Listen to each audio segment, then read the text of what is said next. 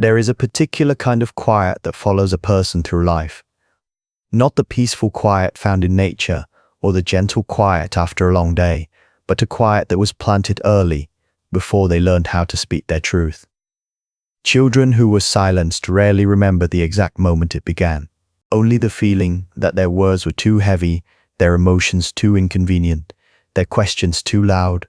So they learn to fold themselves into smaller shapes, to speak softly, to choose silence over conflict, even when silence hurt. And as they grew older, the world mistook their quiet for calmness, for maturity, for strength. But deep inside, a quiet echo remained, a voice that never had the chance to grow. This is the lifelong effect of being silenced as a child. A story written not in sound, but in everything left unsaid. There is a moment in childhood when silence stops being neutral, a moment when it shifts from simply the absence of sound into something heavier, something shaping. For many children, the first quiet is not a choice, it is a response. A reaction to the tone of a parent, the weight of a room, the tightening of an adult's face when emotions become inconvenient. They sense it long before they have language for it, long before they can explain why their chest tightens when they want to speak. In the beginning, children speak naturally. They reach for connection with questions, observations, impulsive honesty. Their voice is an extension of their curiosity. But it only takes a few moments of dismissal. Lem, stop talking. You're overreacting. Be quiet. Or even the silent withdrawal of an overwhelmed parent. For a child, often feels like confusion. A child doesn't yet understand emotional complexity. They only understand patterns. When they express excitement and it is met with irritation, their mind makes a small note. Joy is too much.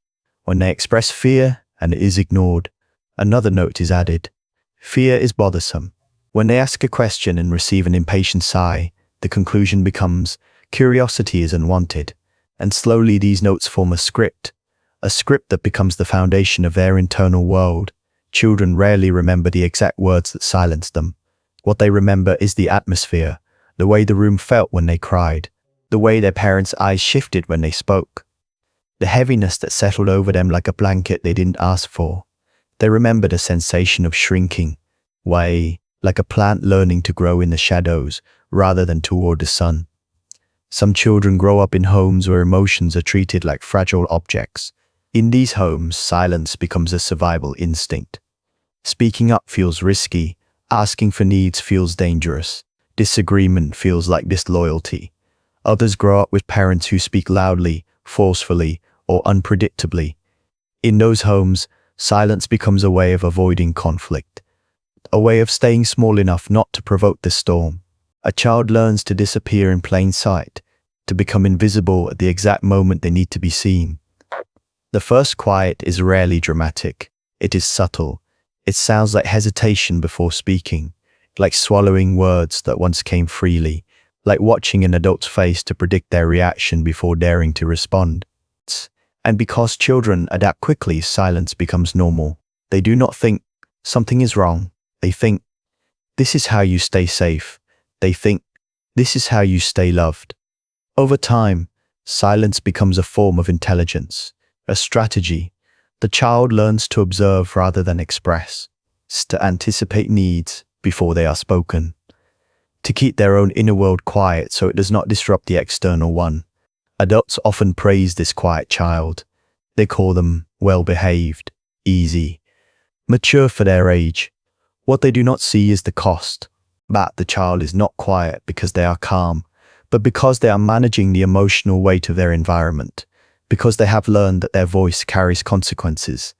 And in this early stage, something else happens. The child begins to turn inward. They begin to soften their own feelings, dilute their own needs, and reinterpret their natural impulses through the lens of self-restraint. This internal retreat becomes the blueprint for how they handle discomfort for years to come. The first quiet is not just a moment, it is the beginning of a lifelong pattern. It's a pattern that tells them, speak only when it is safe, feel only when no one is watching, and if silence protected you once, it must protect you always. The child does not yet know that this first quiet will follow them into adulthood. but its echo as already begins in isolation. It begins in the environment that surrounds them. The rhythm of the household, the emotional climate of the adults, the unspoken rules that shape what is acceptable and what is not. Children do not create silence on their own. They inherit it. Every home has its own emotional language. Some families speak in warmth, open expression, and patient listening. Others speak in tension, restraint, or unpredictability, and children, being intuitive, long before they are articulate, absorb these emotional dialects through observation. In homes where emotions are minimized, silence begins as a form of conformity. Parents may not intend harm. They might believe that teaching a child to be strong means teaching them to suppress discomfort. Phrases like, "Don't cry, you're fine," or "No need to make a big deal out of it," become small but powerful lessons. Lessons that say, "Your feelings are excessive. Your needs should be contained. Your voice requires regulation." In other homes, silence begins through inconsistency.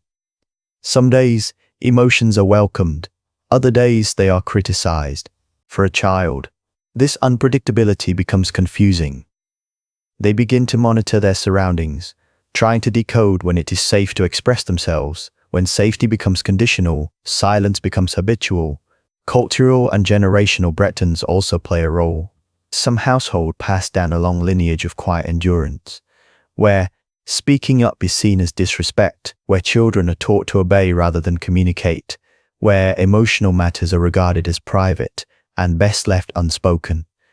In these environments, children learn that silence is synonymous with dignity and compliance, so they silence themselves, not only out of fear, but out of loyalty to the unspoken family rules. The psychological roots run even deeper. A child's developing brain relies on mirroring. They look to caregivers to understand how emotions work. If a parent avoids vulnerability, the child internalizes it. If a parent hides discomfort, the child learns to hide their own. If a parent cannot tolerate emotional expression, the child learns that emotions are burdensome, and they silence themselves to avoid being a source of stress. There are also more painful origins. Some children grow up in homes where anger, volatility, or criticism dominate the emotive state. In such environments, silence becomes self-protection. The child learns that speaking up might trigger conflict, disappointment, or punishment, so they retreat inward, hoping invisibility will shield them from the emotional storms around them. What makes this early silence so powerful is that it becomes intertwined with identity. A child does not separate "my voice was dismissed" from "I am not worth listening to." They do not distinguish "my feelings were inconvenient for them" from "my feelings are inconvenient always." This is how silence becomes internalized, not as a temporary strategy, but as a truth about themselves. Silence settles in. The child begins shaping their personality around it. They become thoughtful observers, careful not to cause disruption. They develop a heightened sensitivity to the moods of others. They learn to anticipate needs, to mediate tension, to soothe rather than express. These traits may look like maturity, empathy, or emotional intelligence, but often they are born from a survival instinct, from the belief that staying quiet keeps the world manageable. Over time, this silence becomes so integrated that the child no longer questions it. They no longer wonder why they hesitate before speaking, why they apologize for asking simple questions, why they downplay their struggles or hide their pain.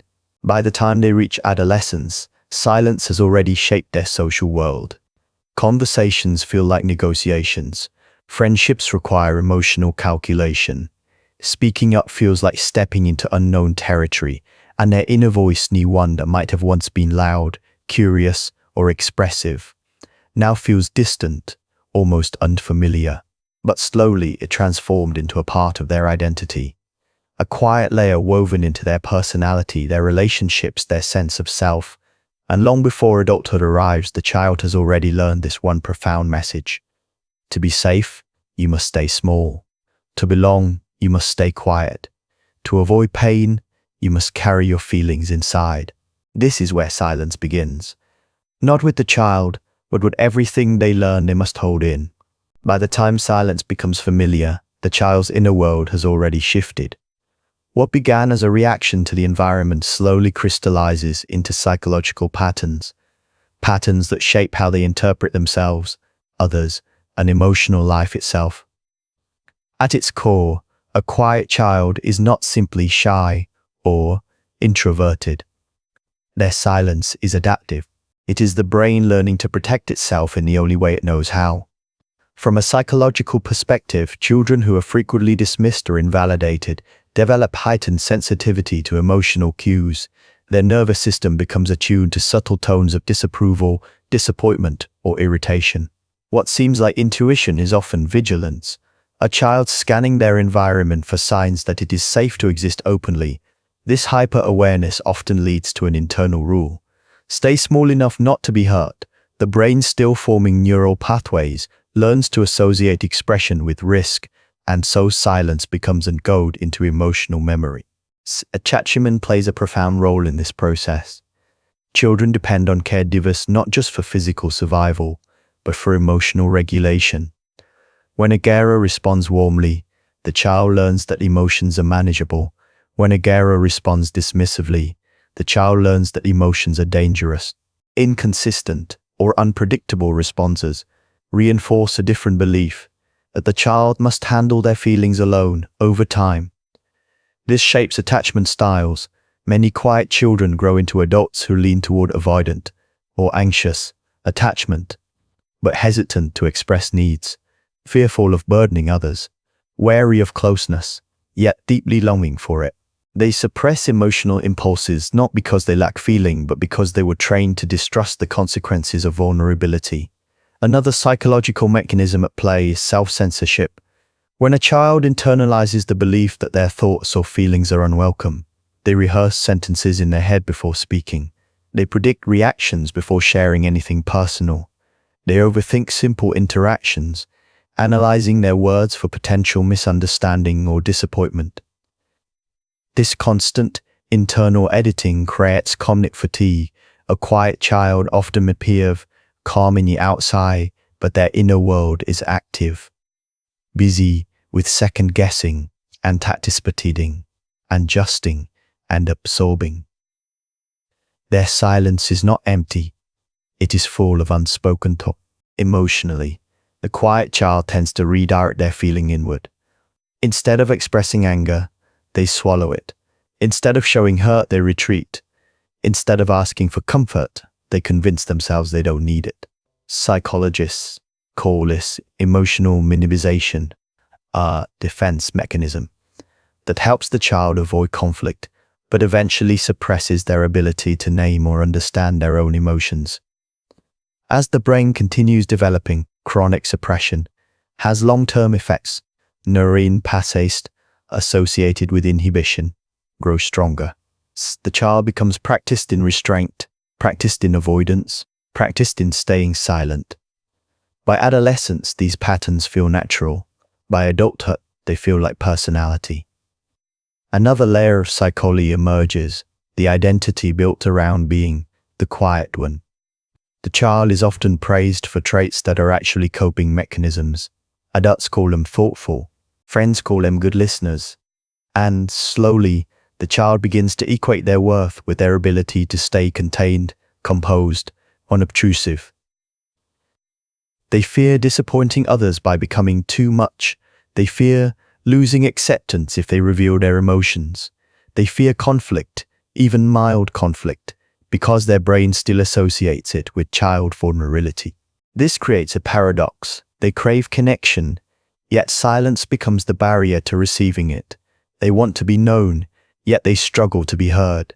They long for closeness, yet fear that authenticity will push others away. Even their adult relationships mirror their early experiences. They hesitate to express needs. They feel guilty for wanting support.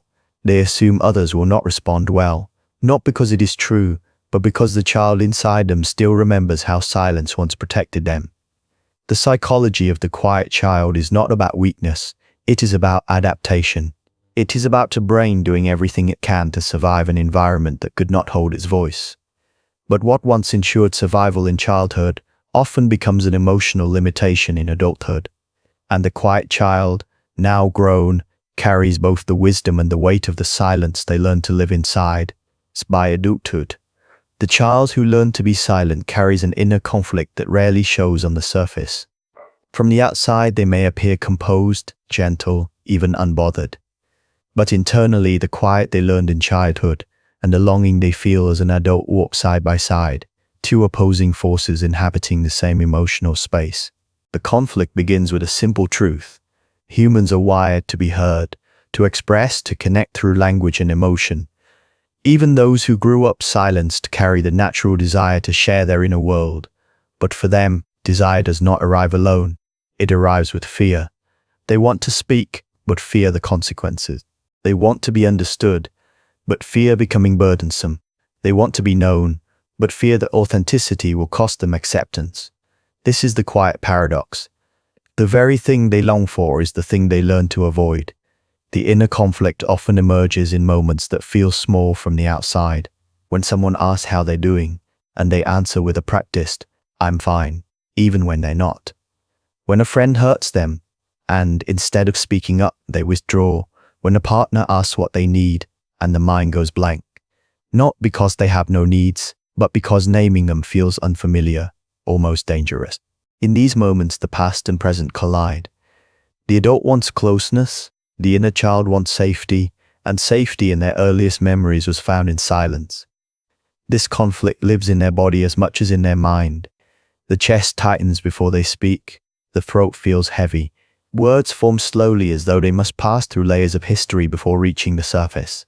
Even simple conversations can stir a quiet panic, a sense that saying the wrong thing will disrupt the fragile balance of connection. Many learn to communicate indirectly. They hint instead of stating. They wait, hoping someone will sense their unspoken needs. They choose people who do not ask too many questions, because questions require introspection they were never taught to express. Others overthink every message they send. Every sentence is evaluated, every silence analyzed, every emotional expression second-guessed. The mind becomes an internal courtroom where their own voice is put on trial again and again. Underneath this is a deeper struggle, the belief that their emotions are inconvenient. This belief, rooted in childhood, follows them everywhere. So when they feel sadness, they hide it to avoid bringing the mood down. When they feel anger, they swallow it to avoid conflict. When they feel joy, they restrain it so no one thinks they're too much. And in doing so, they edit themselves out of their own life. Relationships become complicated terrain. They want closeness, but fear vulnerability. They want support, but feel guilty accepting it. They want to be understood, but struggle to let anyone near the parts of themselves they've kept silent for so long. Sometimes this conflict leads to emotional invisibility, being present in someone's life, but never fully known. They become the quiet friend, the calm partner, the reliable coworker. People appreciate them for their stability, not realizing it comes from years of suppressing anything that might disrupt harmony. And yet beneath all this restraint, a sense of being unseen even by people they love, a wondering of what might happen if they allowed their voice to surface, a longing for a moment when they could speak without hesitation or fear, where the conflict holds them. The child inside whispers, "Silence keeps you alone." Tension is not loud, it is subtle. A soft tug of war between survival and authenticity. Between the learned safety of shrinking and the human need to be witnessed. The inner conflict does not mean something is wrong with them. It means they adapted. It means they survived. It means their silence was once a lifeline. Even if it has become a barrier now, there comes a moment, usually quiet, often unexpected, when the voice that was buried in childhood begins to stir again.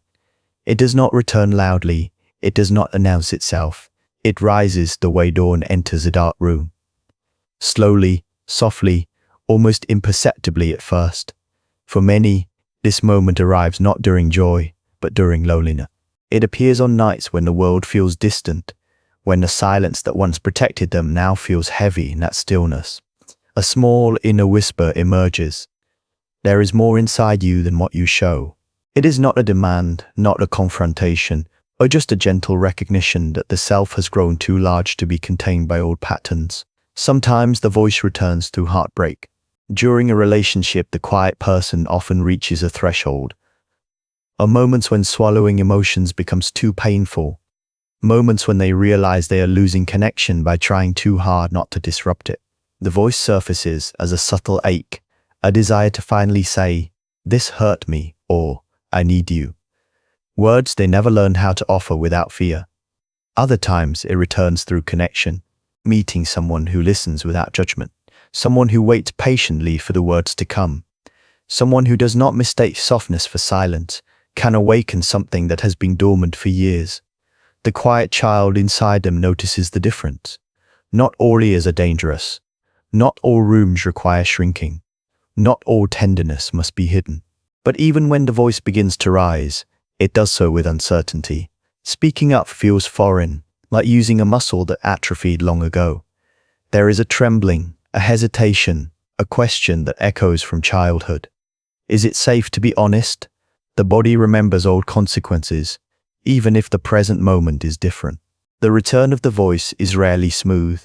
Often it emerges in bursts, a sudden expression followed by regret, a moment of honesty followed by fear, a confession followed by the urge to disappear again. They might apologize immediately, even when they have done nothing wrong. They might downplay their needs seconds after revealing them. This is not weakness, more it is the nervous system. Learning a new language, and yet something shifts. Each time they allow a piece of truth to surface, it becomes slightly easier. Each time they are heard without judgment, a new association forms in the brain. Expression can lead to connection. Winnability can lead to understanding. Their voice can exist without causing harm. There are moments of discomfort too. Moments when they speak for the first time in ways that surprise even themselves, when the grief they carried for years finally spills out, when anger long swallowed surfaces in a trembling sentence, when sadness turns into words instead of silence. These moments can feel messy, but they are signs of life returning. The emotional numbness that once shielded them begins to crack, allowing feeling to move freely again. The turning point is not dramatic, it is subtle. It happens the first time they say, "I'm not okay," and the world doesn't collapse. Or when they admit, "I need help," and someone responds with care rather than irritation. Or when they share a piece of their inner world and feel relief instead of regret. Slowly the voice stops, feeling like a threat. Slowly it begins to feel like belonging. Because expression is not only about being heard, it is about coming home to oneself. It is about recognizing that the child who once had to stay quiet is not the adult who must stay quiet now. When the voice returns, it brings with it a quiet truth. Silence may have been necessary once, but it is not destiny. The voice is still there, soft, cautious, trembling at times, but alive. And in its return there is a beginning of speaking not to survive, but to exist, to connect, to be real in a world that finally feels a little safer.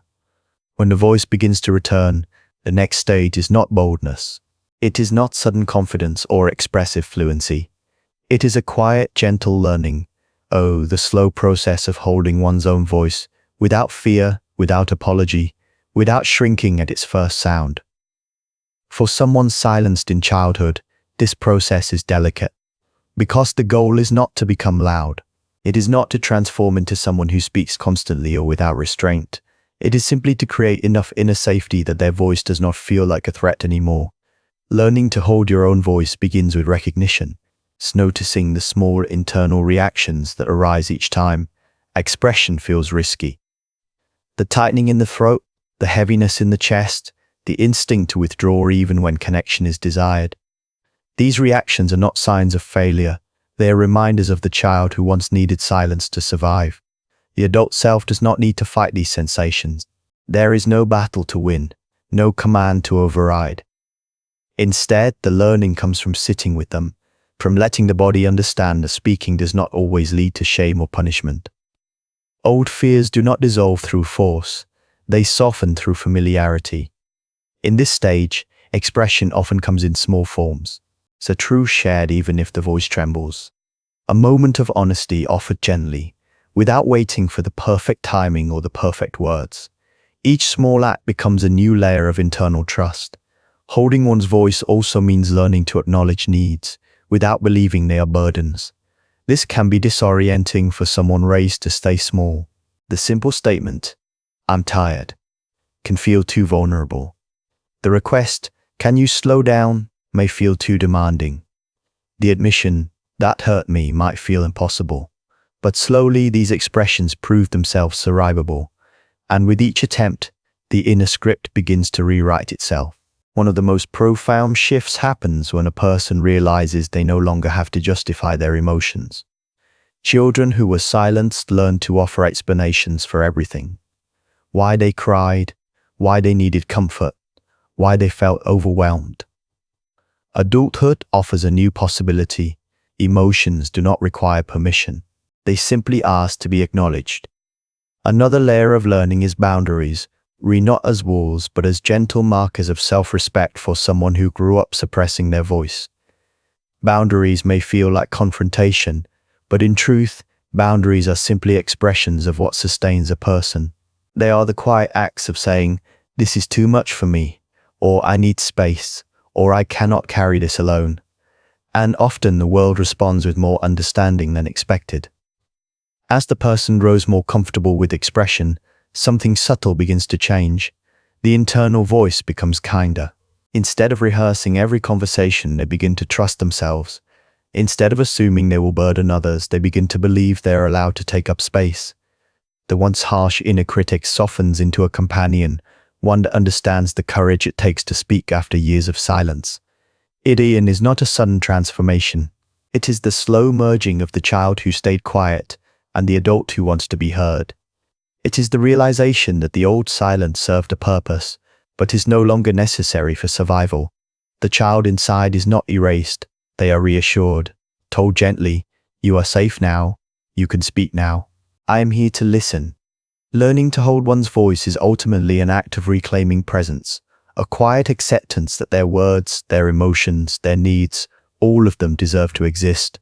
Not loudly, not forcefully, just honestly. And in this honesty, life begins to feel more spacious, more aligned, more true. As though, after years of living behind a wall of quiet, self finally has room to breathe. In the end, the journey of someone who was silenced as a child is not about becoming outspoken. It is not about suddenly learning to speak with certainty or volume. It is about something far quieter. The echo inside them gradually becoming a voice, steady, gentle, and unmistakably their own. For years, that inner echo felt distant, a faint reminder of everything they never said, everything they held back, everything they feared would break the fragile bonds around them. It was the echo of questions swallowed, emotions minimized, truths softened until they barely resembled what they once were. But with time, awareness, and the slow rebuilding of internal safety, that echo shifts. It gains warmth. It becomes less like a haunting and more like a companion. A part of them they can finally turn toward instead of away from. This transformation is subtle. It doesn't appear in grand moments of declaration. It shows itself in the small, almost invisible ways a person begins to inhabit their own life. They speak without rehearsing every word. They pause without apologizing for the space they take. They feel emotions without trying to shrink them down to something more acceptable. They share pieces of themselves, not because they have something to prove, but because expression has begun to feel natural, not dangerous. The echo that becomes a voice is not a sudden arrival. It is a return, the return of the self that existed before silence was learned. The self that was once instinctive, expressive, curious, and unapologetically full of feeling. This return often feels like meeting an old friend, someone familiar, yet changed by time. A voice that remembers how it was once dismissed, but no longer fears that every expression will lead back to that same outcome. It is a voice that understands its own fragility, but also its strength. As this voice strengthens, something else shifts. The world begins to feel different. Relationships deepen. Conversations feel more authentic. Boundaries feel less like conflict and more like clarity. The person who once felt invisible in their own life begins to recognize themselves again in the mirror of daily existence, not as the quiet shadow they learned to be, but as the full human being they always were. And yet this voice remains gentle. It does not overpower. It does not demand. It simply exists. Grounded in truth rather than fear, there is a calmness to it, A steady presence that grows from knowing that expression no longer risks abandonment or punishment. Sometimes this voice still trembles, the old habits still whisper. There are moments when silence feels tempting, or not for protection, but out of familiarity. And that is part of the journey too. Silence is not the enemy. It is simply a path they no longer have to walk by default. In these moments, the person realizes something profound. The echo never needed to be erased. It needed to be understood. The quiet inside them was not a flaw. It was a story, one that shaped them, protected them, and taught them empathy in ways words never could. Now, the echo blends with the emerging voice. They coexist, the past and present meeting in a delicate harmony. Where once there was only restraint, there is now reflection. Where once there was fear, there is now choice.